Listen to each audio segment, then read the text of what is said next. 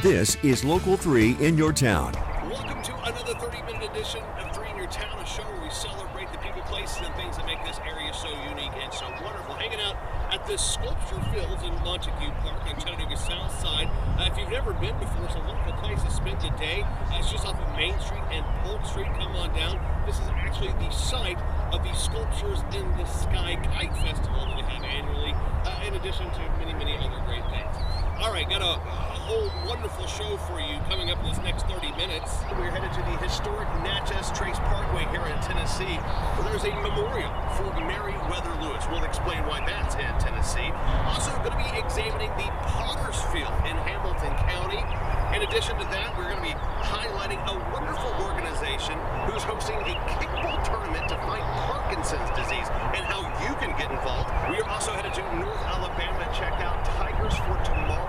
It's a Big Cat Sanctuary. It's a 501c3. They're doing things right there. It's a wonderful educational opportunity for both young and old alike.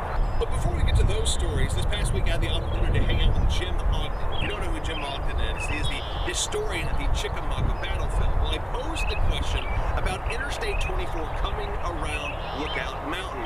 And boy, oh boy, did he have an answer for just about all of my questions. He's an absolute wealth of knowledge. I'm super excited to bring his knowledge to you right now, learning about a remarkable piece of Chattanooga history.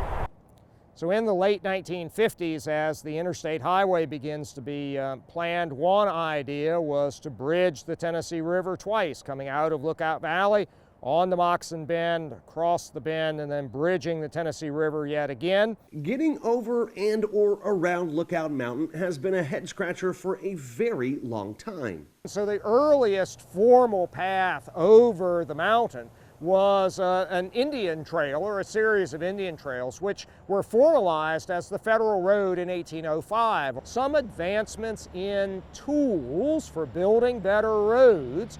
A new road that's not as high over the mountain will be constructed, and that is this road, the Walhatchee Pike. The Walhatchee was a product of both armies during the American Civil War, but as transportation evolved from horse to horsepower, another roadway was needed.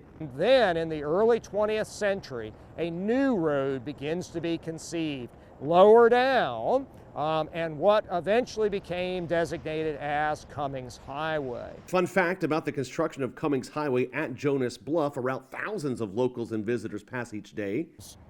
That construction and the improvement of what soon became Cummings Highway is that federal aid project number 1. Now, back when Eisenhower initiated the American interstate system, local leaders across the country worked with the federal government to help design the highway through their town.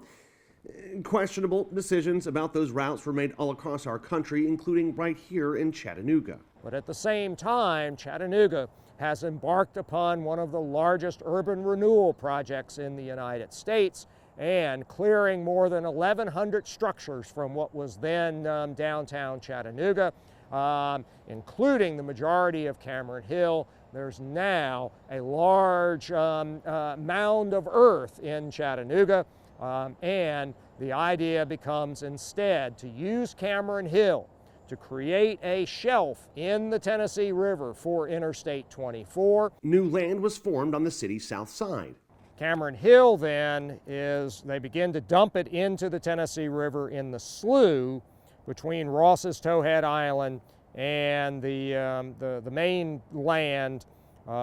This is just a little bit south of the present junction of 24 and 27 today. Now, you can't just shrink the size of a river. That would affect everything from recreation and animal life to trade and transportation. So a dredger was called up from the Mississippi to compensate for the landfill, carving off as much as 400 feet of the toe, ball, and instep of the moccasin, and mixing that material with water and then pumping it into the interior of Moccasin Bend. From the carving of Missionary Ridge to the shifting of the Tennessee River, Interstate 24 emphasizes both the challenges and significance of our area's topography and geography. This region and the evidence of human occupation on Moccasin Bend as much as 12,000 years ago, and all of these issues with the construction of the railroads in the 1850s, and then the road history here, all of this reflects just how important this region is as that crossroads, that intersection. And Chattanooga has really been that crossroads or intersection, that passageway through the mountains for really all of its time. And just so you're aware, the Wauhatchie Pike Greenway that Jim was talking about is accessible to you 7 days a week, just about halfway up Lookout Mountain, right below Ruby Falls.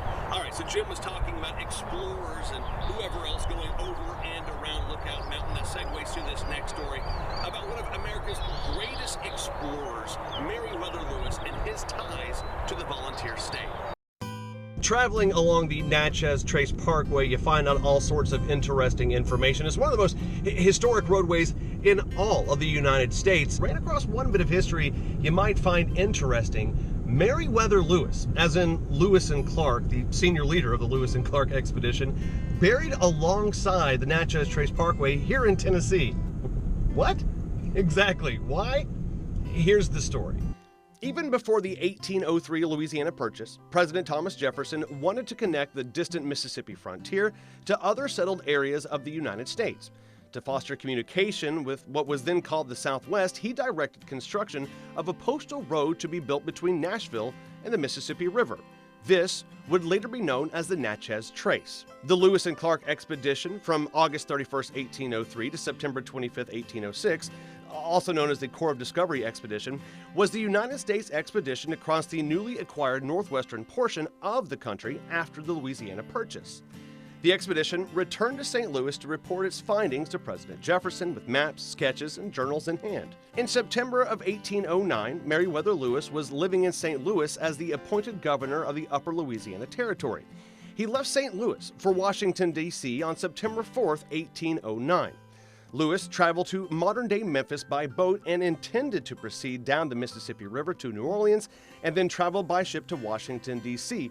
But rumors of war with Britain and the thought of his journals from the Corps of Discovery falling into the hands of the British changed his mind. He decided to travel overland to the nation's capital. Lewis arrived at Grinder Station on the Natchez Trace in what is now modern-day Lewis County on the evening of October 10, 1809.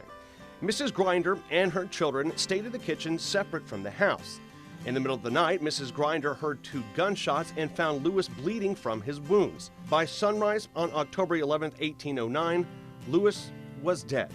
To this day, historians still argue what happened that fateful evening. Captain Meriwether Lewis, William Clark's expedition partner on the Corps of Discovery's historic trek to the Pacific, Thomas Jefferson's confidant, governor of the Upper Louisiana Territory, an all-around American hero, was only 35 when he died. A broken column, symbol of a life cut short, marks his grave. All right, just a side note for you history buffs here. Just outside of Billings, Montana, a location in which the Lewis and Clark expedition made its way, there's a place called Pompey's Pillar National Monument. This is the only place left in America where there is physical evidence of Lewis and Clark's expedition. William Clark's signature is etched into Pompey's Pillar. It's located in Yellowstone County, just outside of Billings, Montana. All right, after the break, we're going to talk about the history of Hamilton County's lost Potter's Field. It's a very interesting story. We have that coming up after the break.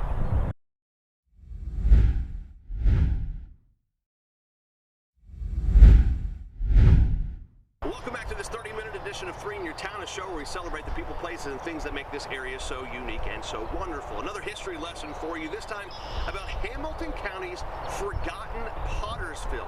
Forgotten for 100 years until a man from North Georgia was doing a little homework and he, well, stumbled across this.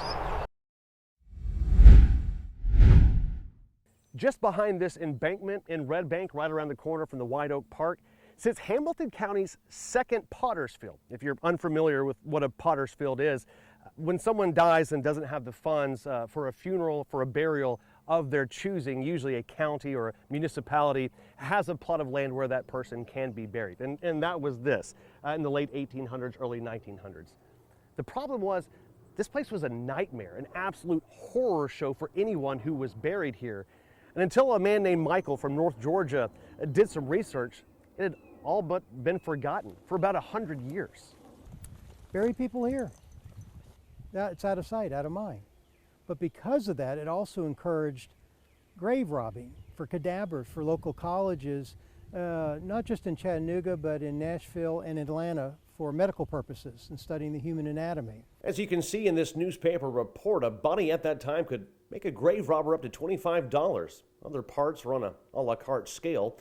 But also judging from this newspaper report, the gross misconduct at this cemetery was known region-wide. In the early 1890s, that 9 out of 10 bodies were disappearing out of this cemetery. Thousands of bodies were once upon a time buried here. There's not a place you can step that there was not a burial. They were not neatly, placed. They're, like I said, several accounts talk about after the turn of the century, there were so many markers here, you couldn't tell what marker went with what grave, and where a grave began and where another one ended, and they were on top of each other. Right at this end, we find marker number, there it is, 5. On the opposite end of this same depression, and deeper, in other words, it had sunken into the ground, we find this one here, and on close examination, it's 449. But who was buried here? Criminals, yes, of course, but a majority were just individuals who didn't have the money or the means necessary for a burial of their choosing. Thanks to Michael's dedication to research, it is now known that some of America's heroes have been buried here. Right off the bat in 1890, we've located a gentleman buried here who was with the 16th United States Colored Troops who went up against Nathan Bedford Forrest. Oh my gosh. By just around 1920, enough evidence had been reported in the paper to finally hold those people responsible for this tragic situation accountable. The time came for the courts to see this property firsthand. It was worse than anyone could have imagined. When they would actually come out here, they would discover coffins exposed, human remains on the surface, tufts of hair blown around from the bodies. By this time, the county had had enough. They were ready to just put a hog fence around it and forget it. And forget they did. Headlines turned to whispers, those into tall tales. But 100 years later, those forgotten souls would have their stories told again. Why is stuff like this important to you? To remember those who have been forgotten, Yeah. and especially some of these stories that they're now uncovering of who's in there. They're tied into other known stories, but this gives you a finale of closure. Now you can visit a spot. And in case you're curious about where the name Potter's Field comes from, it actually has its history tied into the Bible. When Judas betrayed Jesus, he received his silver coins. Of course, Judas then goes and he hangs himself because he's so guilt-ridden. But before he does so, he takes those coins, he gives them to the local priest and says, listen, I can't live with myself.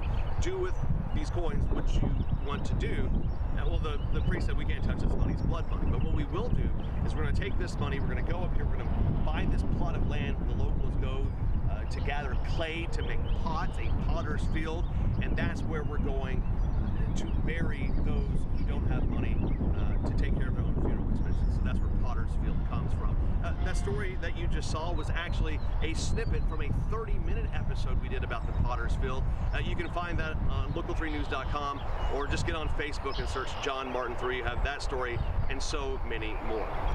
All right, after the break, we are headed to North Alabama to a big cat sanctuary. You gotta see this. Also, gonna go to North Georgia where there is a wonderful organization that is putting on a kickball tournament to raise funds and raise awareness for the fight against Parkinson's disease. Those stories coming up after the break.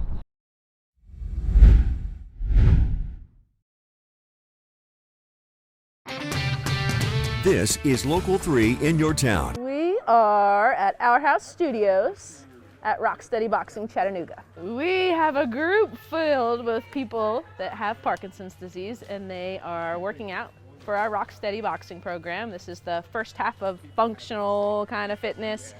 Second half, we'll move into the Fight Club portion. Try not to watch your feet so much. We are back with Kristen at Rock Steady Boxing to highlight an amazing group of people with one unified goal. Our mission is to fight back against Parkinson's, so we have one choice, and that's forced intense exercise. To push, push, push, push, push. Exercise has been the main thing to slow the progression of Parkinson's. For 6 years, this group has been getting together to exercise and to fellowship. And recently, others have begun to take note of the great work taking place here. This is April. It's Parkinson's Awareness Month, and every year we kind of kick off a bunch of events to fundraise. And April 30th will be our second annual kickball tournament.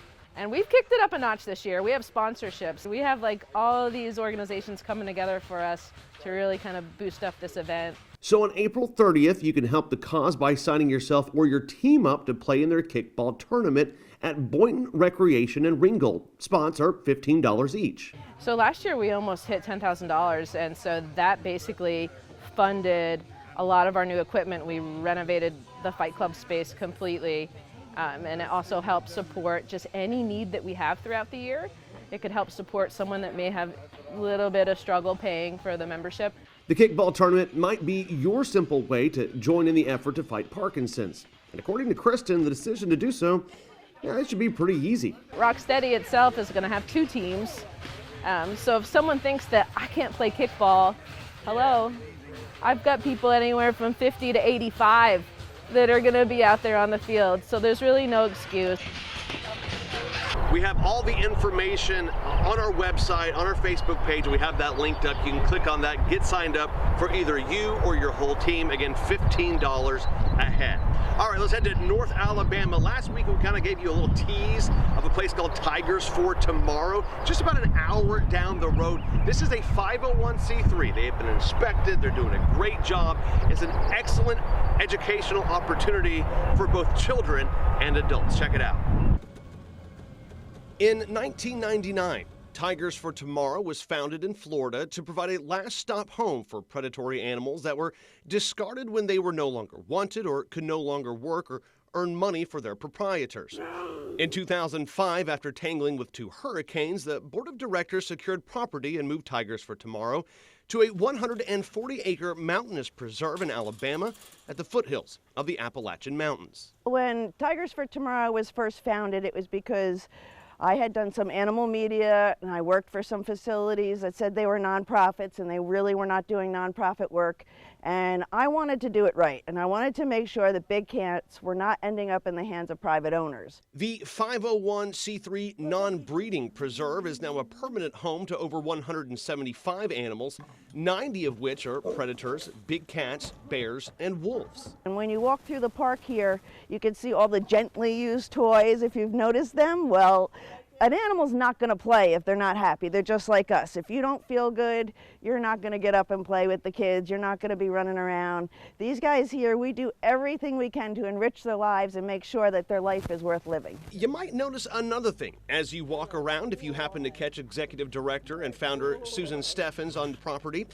That would be her seeming ability to talk to cats. A cat's chuff. It's a friendly greeting. It's a very easy greeting. So if you guys out there want to practice it before you come on out, you're going to put your top teeth on your bottom lips.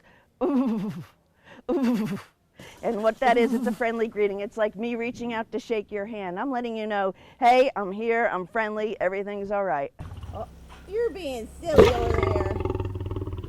Now, this is a very notable thing as it shows that these big cats aren't just mindless animals. They have personalities and they have feelings. This Wild Animal Preserve and Environmental Education Center's goal is to bridge the gap between humans and animals through education, preservation, and conservation. Our goal is to really emerge the visitor in their experience and take them from visitor to student.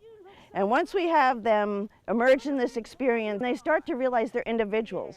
And all of our animals here have individual likes, individual dislikes. And once we can get our students to start realizing that they're not that much different than we are, there's 4 main instincts that we go by, there's 4 main instincts that most animals go by: territory, food, self-preservation, and relationships. Tigers for Tomorrow welcomes field trips, corporate parties, weekend visitors, anyone with a desire, want, or need to understand the value of all animals and to clear up any misconceptions we might have about them. We're not that much different than all the animals, and we really can keep animals in captivity in our own homes, in our own backyards, happy, respect them, and give them dignity. All right, after the break, we are going to check out Falling Water Falls on Signal Mountain, a beautiful place to take your kids, to take your dog, and just enjoy the beauty that is the Tennessee Valley.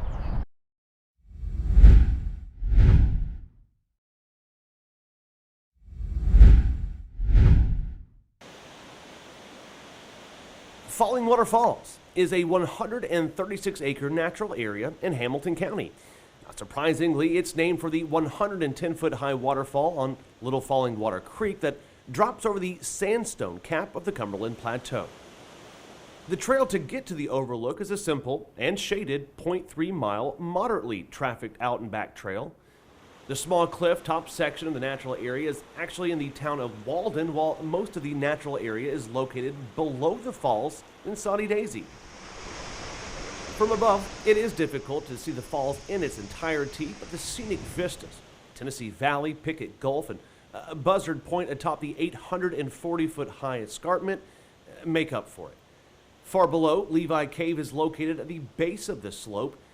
This diversity of a forest land near a large urban area gives the area even greater significance, a wonderful visit for both locals and out-of-towners. All right, well, the sun came out here at Montague Park. The sculpture field's out here, someplace that you can come enjoy. I gotta go put on some sunblock, but I want to thank you for tuning into this 30-minute edition of 3 in Your Town. Again, if you have a story idea, somebody we should meet, please reach out. Love meeting new people and sharing their story with our audience. Until next time, everybody, be good to yourself and to others.